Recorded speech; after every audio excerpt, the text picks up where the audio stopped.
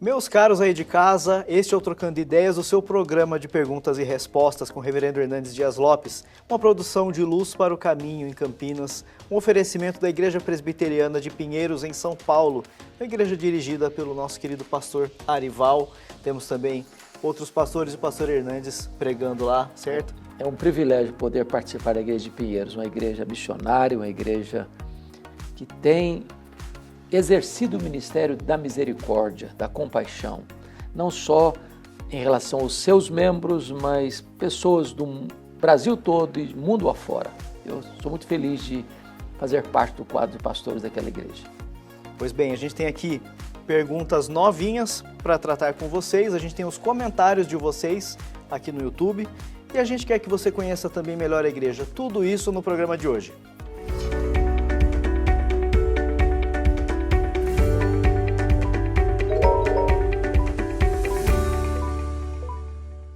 Trocando Ideias no Ar, número 338, eu vou direto aqui para a pergunta que chegou para a gente pelo e-mail. Nós começamos com a pergunta do Paulo: qual é a diferença entre heresia e deficiência doutrinária? Quando uma pessoa deve sair de uma igreja para ser fiel às Escrituras? Ô Tiago, essa pergunta para mim é muito importante, porque nós precisamos de fato distinguir heresia, que é a negação ou a distorção de uma doutrina essencial das Escrituras. E deficiência doutrinária, via de regra, por falta de conhecimento. Não há dolo de quem está pregando ou da denominação, mas falta um pouquinho de conhecimento, de profundidade, de mais clareza sobre o assunto. Por exemplo, imagine a escatologia. A pessoa diz assim: Jesus não vai voltar, ou Jesus já voltou, referindo-se à sua segunda vinda. Isso é uma cláusula pétrea da teologia, não dá para negociar isso. Uma pessoa que entra por esse viés não pode ser considerada uma igreja cristã, é uma heresia. Agora, Jesus voltará, ok. Como ele voltará? Vai ser antes da grande tribulação? Vai ser no meio da grande tribulação? Vai ser depois da grande tribulação? São correntes de interpretação de uma doutrina. É possível você dizer, essa corrente é melhor, é mais consistente. Essa aqui não tem tanta base, mas muita gente embarca nela. Isso é deficiência doutrinária.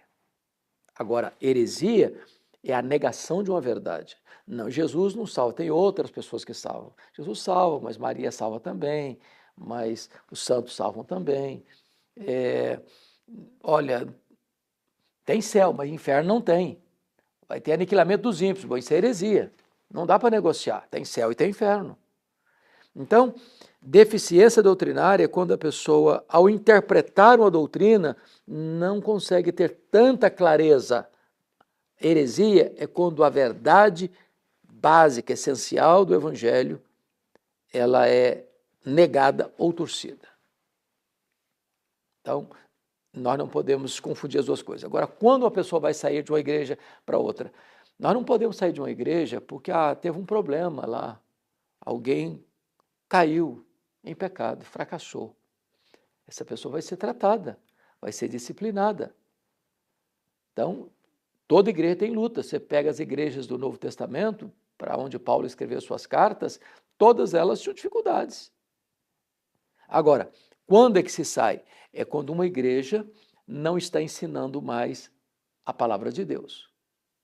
Quando a igreja está manipulando pessoas e usando artifícios para benefício próprio, deixando e sonegando a verdade a essas pessoas. Aí está na hora de sair. Porque ficar é ser conivente com o erro. Por problemas teológicos, doutrinários. Agora, por problemas existenciais, toda igreja vai ter luta. Se sair daqui tem problema, se chega lá tem problema também. O problema se resolve. Pecado se disciplina. Então não se sai de uma igreja por essa causa. Perfeito. Paulo, esclarecido então, hein? Nós vamos agora para uma pergunta muito interessante que foi o Márcio Viana que enviou para cá. É um prazer assisti-los e tirar as minhas dúvidas. Gostaria de saber como evangelizar pessoas com um diagnóstico de psicopatia, já que essas pessoas não sentem remorso. Um grande abraço. Olha, a Bíblia não nos autoriza fazer primeiro um atestado de sanidade mental para evangelizar alguém. A Bíblia diz lá em Isaías que nem os loucos errarão o caminho. Então, não cabe a mim fazer um diagnóstico, dizer, isso aqui eu evangelizo, isso aqui eu evangelizo. Eu tenho que pregar o Evangelho. O Evangelho é o poder de Deus para a salvação de todo aquele que crê. Deus é poderoso para transformar até um louco, até um psicopata, até o marginal mais perigoso, até o monstro social mais perigoso. Você pega a história de um rei Manassés, que é um monstro maior que foi ele, que é um cara mais perigoso que foi Saulo de Tarso. Então, o nosso papel é pregar o Evangelho. Quem transforma, quem liberta, quem restaura, quem faz tudo é Deus. Nós somos apenas os instrumentos, somos vasos de barro. O poder não está no pregador, o poder está no Evangelho. E não nos cabe fazer esta análise, esse diagnóstico. Eu vou pregar para esse aqui, porque esse aqui tem sanidade mental. Esse eu não vou pregar não, porque ele não tem condições de entender. Não, aí estou limitando o poder de Deus. Estou limitando o Evangelho. O Evangelho é o poder de Deus para a salvação de todo o que crê. Doente ou são.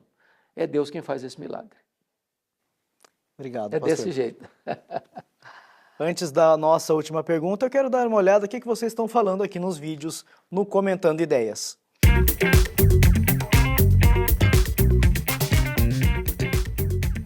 Respostas sempre baseadas na Bíblia. Deus abençoe esses irmãos e irmãs que possibilitam um conteúdo tão relevante e que cumpre o ID e pregar o Evangelho. É o comentário da Luísa Almeida. Deus seja louvado por esse programa, bem como pela vida dos apresentadores, Raquel Mendes Valentim. Graça e paz, irmãos, de Itabuna, na Bahia, da Igreja Batista Teosópolis, Ronilson Pipa. Graça e paz, irmãos, amo esse programa. Deus fala comigo através dele, que continuem até o número 1 milhão e além. Eita! Diana Castro. Será que a gente chega lá, pastor? A gente está no 338. Você é jovem, eu também sou jovem, então está tudo certo. Eu acho que a gente chega lá, Diane. Continue acompanhando a gente, viu? A última pergunta do Trocando Ideias de hoje é de Gabriela. Qual é a visão bíblica sobre sexualidade? A cultura contemporânea defende o sexo livre. Isso é correto? Bom, primeiramente, é importante entender que a Bíblia não foge desse tema da sexualidade. Por muitos anos, Tiago, a questão do sexo foi um tabu nas igrejas. Não se falava sobre esse assunto, como se fosse um assunto assim, vergonhoso, vexatório, impróprio, para ser tratado no templo, na igreja, numa mensagem. A Bíblia não tem esse constrangimento, ela fala do assunto de maneira clara, aberta, honesta, porque Deus criou o homem, Deus criou a mulher, um ser masculino, um ser feminino, ambos com desejos sexuais e ambos com capacidade de atender a esse desejo legitimamente pelo instituto do casamento. Agora, o mesmo Deus que mostra que o sexo é bom, é santo, é puro, alerta para o fato de que o sexo antes do casamento, fornicação, é pecado. O sexo fora do casamento também é pecado, o adultério. O sexo fora do padrão de Deus também é pecado, as relações homoafetivas. O sexo desregrado, promíscuo, também é pecado, a pornografia. A Bíblia condena, por exemplo, o sexo com animais, é abominação. Então, qualquer forma desvirtuada do padrão de Deus é um pecado. Agora, nós não podemos tornar o sexo uma coisa pecaminosa. O sexo não é pecaminoso. O sexo foi criado por Deus. Deve ser desfrutado na plenitude dentro do projeto de Deus. E o instituto para isso é o casamento, onde marido e mulher se tornam uma só carne, de tal maneira que sexo antes do casamento é pecado, fora do casamento é pecado, mas no casamento é uma ordenança divina. Então, é uma grande bênção, é um grande privilégio, é um grande deleite e marido e mulher podem desfrutar isso de maneira plena para a glória de Deus. Ô de casa, você mora onde? A gente quer saber de onde é que você está assistindo o Trocando Ideias. Comenta aqui embaixo, viu?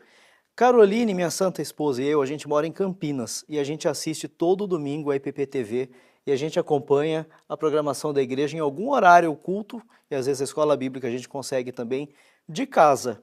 Então, se você está fora de São Paulo, eu convido você a conhecer e acompanhar a Igreja Presbiteriana de Pinheiros pela IPP-TV, ao vivo no YouTube. Certo, pastor? Certo. Mas se a pessoa estiver em São Paulo, ela pode dar um pulinho na igreja? Pode, é fácil de chegar, né?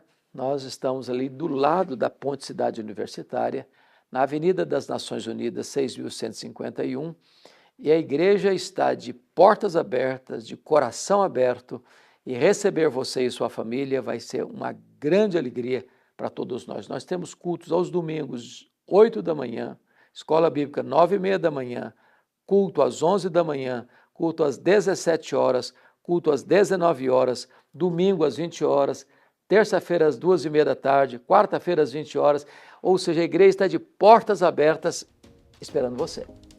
Perfeito. Antes de ir embora, deixa seu like aqui embaixo. Se não está acompanhando a gente ainda, né, se inscreva aqui no canal e ative o sininho que aí você recebe todas as notificações do Trocando Ideias, certo? A gente vai embora, mas a gente quer encontrar você no próximo programa. Até lá. Até lá, gente. Um grande abraço e até o próximo programa, se Deus quiser.